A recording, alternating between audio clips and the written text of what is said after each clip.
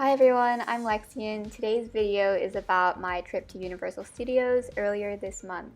So we started off by waking up way too early at 6:45 a.m. We went to Cream Pan to grab some katsu sandwiches, strawberry custard croissants, and a sticky bun. We got to Universal Studios at around 8:20ish. We paid for preferred parking, which was really close because we were early.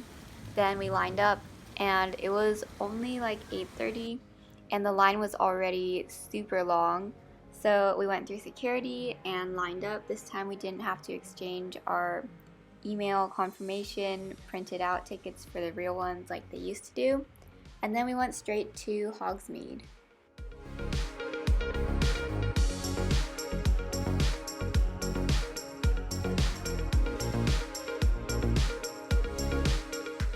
While we were in Hogsmeade, we went straight to the Harry Potter ride, and as you can see, it was pretty empty since it was right when the park opened. So the line for the Harry Potter ride was only about 10 minutes, and then after that we went to Flight of the Hippogriff, and the wait for that was 15 minutes.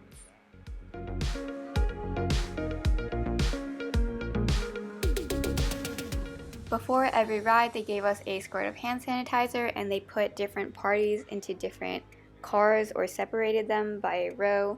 I think it's so people don't get too close to each other. After Flight of the Hippogriff, we waited around for our friends to get here, so we took a little break and walked around to take some pictures.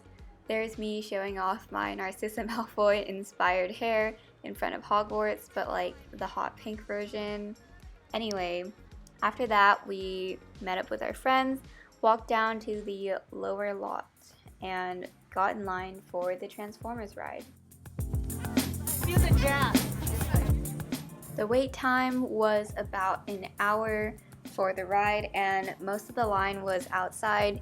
People were definitely not social distancing because everyone was like back to back and the lines are right next to each other, and some people were taking off their masks. So that was kind of scary, but after an hour we got to go in, and most of the inside waiting area was empty, probably because it's better to have more air circulation when the lines are outside. But yeah. After that we decided to go line up for Revenge of the Mummy, and we waited about an hour to an hour and a half, and again most of the line was outside. It was really crowded and it was getting hot, so they turned on those fan misty thingies. So we finally got inside, and the ride felt way too short for the amount of time that we waited. It was literally like 99% waiting and 1% going on the ride.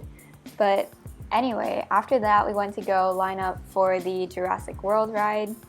We were excited because it was like new and everything, but the wait was 2.5 hours. I was getting really bored and I was really glad I had my phone. But after we got on, it was pretty cool. There's like some new stuff and the ride is slightly different than the original one, and I didn't get too soaked, so that was good.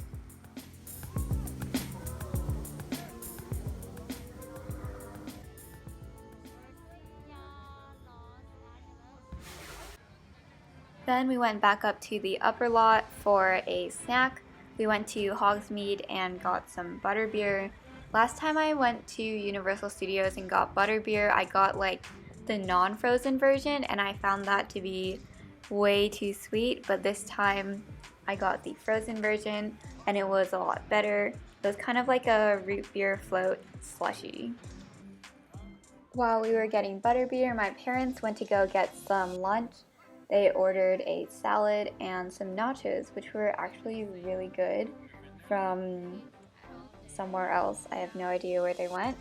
But anyway, we went to go line up for the Kung Fu Panda experience. I think it used to be the Shrek one, and that was okay. You're kind of just sitting in a chair and watching a movie with some like special effects.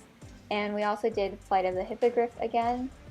And after that we decided to go to the Minions ride.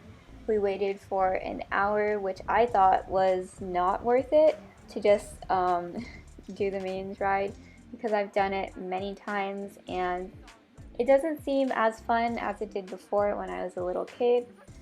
So yeah, after that we left and went to go eat dinner. Now for a quick summary of some changes I noticed while I was there. The first one is that we had to wear a mask the whole time, but that has changed since the last time I've been there. Now vaccinated people and non-vaccinated people aren't required to wear a mask, but they're recommended to. The second change I noticed was that they sanitize your hands before using the lockers or going on any of the rides. The third change I noticed is that they separate parties in different cars and they didn't have a single rider line. And that's it. Hope you have a great day. Thanks for watching. Enjoy this little clip of my cat Loki, and bye!